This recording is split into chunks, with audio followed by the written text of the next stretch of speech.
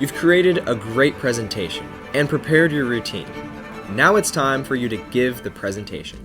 1. The first thing to consider is vocal control. Make sure you're using speed appropriately. If your speed is too slow, you run the risk of sounding monotone. But if your speed is too fast, you appear nervous and inexperienced.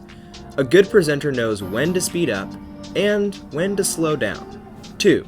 Try to say significant numbers twice for emphasis. The reason you're including these numbers in your presentation is because you think they are important and you want them to be heard. Draw attention to these numbers, pausing and repeating. For example, we experienced a 25% growth rate in the past 5 years. 25%. This will allow the number to have a greater impact and resonate more with the listener. 3. Be aware of your tone. Be mindful of the emphasis that you put on certain words. This can really help drive home a specific point. Try to determine in advance which tone will go on which word, and be sure that your tone is appropriate with the words you are conveying. If you are talking about something somber, then your tone should reflect that. 4. Work on your pace and timing for the overall presentation. Plan in advance the amount of time you want to spend on each slide. Be sure to practice and be aware of how long it will take you to present each slide. 5. Be aware of volume.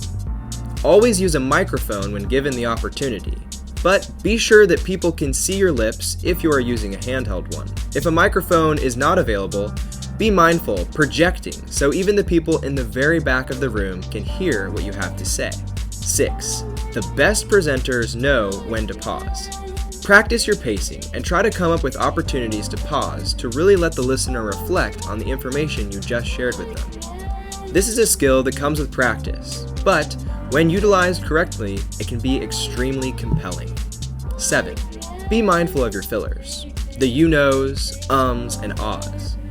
We all have them, we all say them, but don't let your fillers get in the way of your presentation. Try to control your fillers by practicing silence. Remember, it's okay to pause with silence.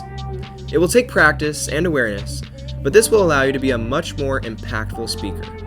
In addition, some studies say that if you breathe in instead of out at the end of a sentence, you won't say While it's important to try to limit the fillers, don't beat yourself up trying to eliminate them from your vocabulary.